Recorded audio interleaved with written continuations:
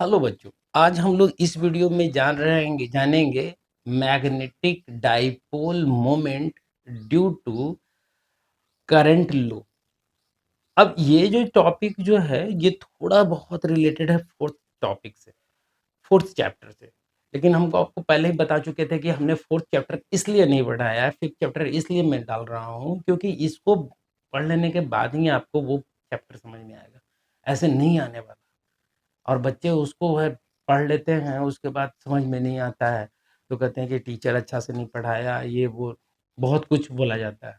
लेकिन ये एक्चुअली में वे ऑफ जो टीचिंग अगर है सही ढंग से अगर टीचिंग किया जाए तो पहले मैग्नेटिज्म एंड मैटर को पढ़ाना चाहिए, उसके बाद थर्ड चैप्टर पे आना चाहिए, फोर्थ चैप्टर पे आना चाहिए, मूविंग चार्ज एंड मैग्नेटिज्म। तो आज हम चलो जानेंगे current loop as a magnetic dipole. हम क्या लिखेंगे? Current loop as magnetic dipole. इसमें टेंथ का थोड़ा सा कॉन्सेप्ट चलेगा, ठीक है?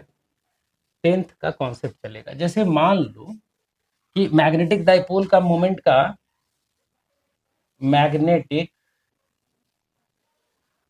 डाइपोल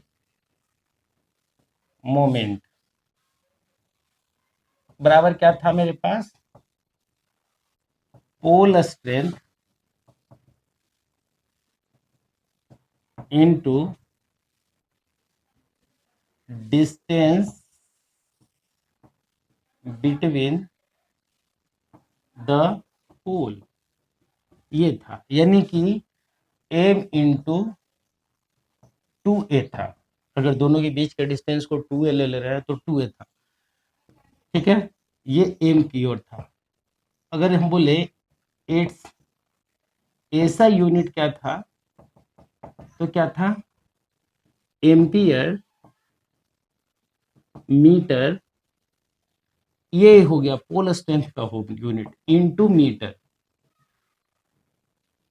तो बताइए कि मीटर इंटू मीटर क्या हो जाएगा? मीटर स्क्वायर होगा तो एम्पियर क्या हो गया? Metre square. ये एम्पियर मीटर लग रहा है, एम्पियर ये जो है एम्पियर, और मीटर स्क्वायर किसको रिप्रेजेंट कर रहा है? एरिया को, लग रहा है।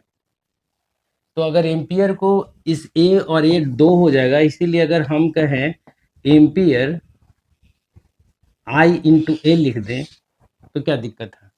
एम्पियर यानी करंट इंटू एरिया। एम्पियर का ये तो एम्पियर हो गया ना यूनिट, तो उसका सिंबलाइज करते हैं तो ए होता है आई करंट, और एरिया का ए। तो लग रहा है कि आई इंटू ए किसको देता है? Magnetic dipole moment. ये भी एक निकला। क्लियर है? समझ में आ रही है कि बात की नहीं? हमने क्या किया है कि जब मैग्नेटिक डाइपोल मोमेंट ले रहे हैं तो एम इंटू टू ए होता है, और एम हो गया मीटर एम, और एम्पियर मीटर पोल स्ट्रेंथ की यूनिट है। और इसका यूनिट क्या है? टू ए का, यानी कि डिस्टेंस है तो डिस्टेंस तो मीटर होता है, तो मीटर मीटर मीटर स्क्वायर, तो एम्पियर मीटर स्क्वायर। अब एम्पियर मीटर स्क्वायर तो एम्पियर किसका मात्रक था? करंट का। और एरिया को किसको डिनोट करते? ए, तो एम बराबर आई ए हो गया। इससे आ गया, ये आ गया मेरे पास। अब चलते हैं कि यहाँ पे पोल स्ट्रेंथ जो है, पोल यानी कि मैग्नेटिक डाइपोल मोमेंट किस पे डिपेंड करेगा? करंट पे। किस पे डिपेंड करेगा? एरिया पे होगा। तो यहाँ से यही कहा गया, क्या कहा गया उसको समझ लेते हैं। ये तो हो गया कि अगर कोई लूप है, ये है, ठीक है, करंट चल रहा हो इस डायरेक्शन में तेजी के साथ, इस डायरेक्शन में, तो करंट इस डायरेक्शन में चल रहा है, तो हम अगर ऐसे लेते हैं करंट के डायरेक्शन में, तो इस डायरेक्शन में फ्रेमिंग का राइट हैंड थंब रूल लगाते हैं। राइट हैंड थंब रूल लगाते हैं, उसमें कहा गया था कि if we put thumb of the right hand, class 10, if we put thumb of the right hand in the direction of flow of electric current, then the curling of forefinger gives the direction of magnetic field line। ठीक है, ये दिया गया था statement Fleming के Maxwell right hand thumb rule के द्वारा। Maxwell का था, सॉरी, मैक्सवेल ने दिया था। तो इस हिसाब से अगर करंट इधर चल रहा है तो मैग्नेटिक फील्ड लाइन जो है इसमें से जाएगा और इसमें से निकलता हुआ रहेगा, ऐसे। इस तरह से होगा कि नहीं होगा, और इसमें से निकलेगा तो ये जो इस फेस में से जो सामने आपके फेस है उस फेस से निकलेगा तो ये नॉर्थ पोल की तरह करेगा, नॉर्थ पोल की तरह, फेस ऑफ लूप टुवार्ड्स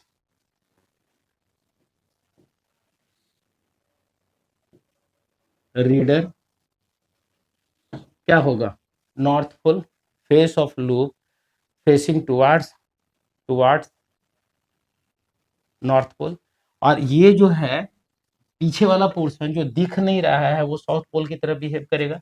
तो हमारे पास इस तरह का ये जो आएगा ये यही ना है करंट का डायरेक्शन। अब बताओ, एरिया जो है यहाँ से इस तरफ से निकल रहा है, अंदर से घुस रहा है, हमारे पास कहा गया कि मैग्नेटिक डाइपोल मोमेंट का डायरेक्शन जो होता है वो साउथ टू नॉर्थ होता है, यानी कि मैग्नेटिक डाइपोल मोमेंट होगा वो इस तरह से होगा एम, ये ठीक। तो हम यहाँ पे एक स्टेटमेंट डाल दें कि magnetic when electric current flow in a close loop of conductor, then conductor, then magnetic dipole moment is directly proportional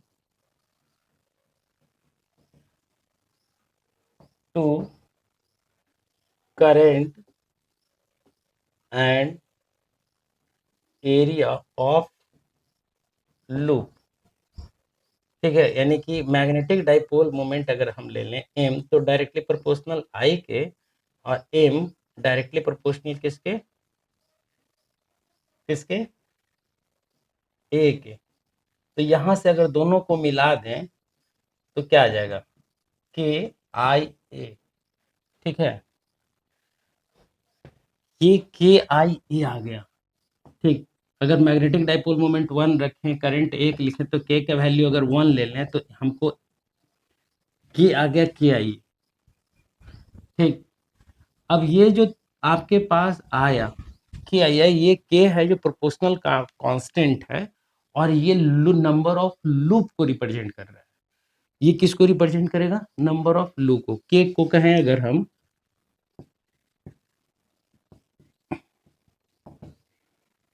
constant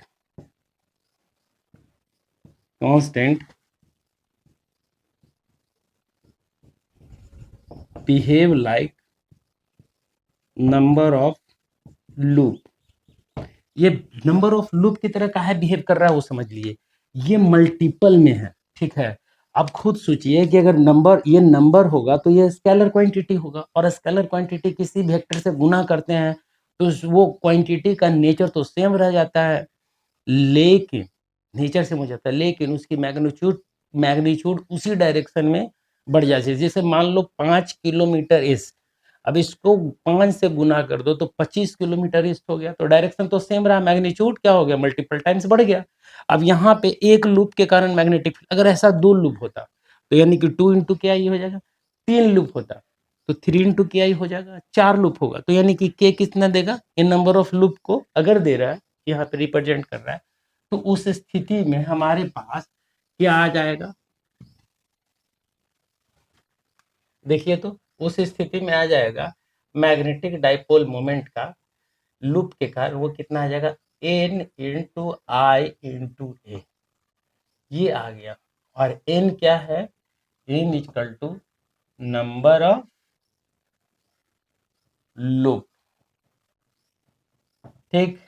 I क्या है, करंट इन द लूप, और एरिया क्या है, ये क्या है, एरिया ऑफ लूप, ये आ गया।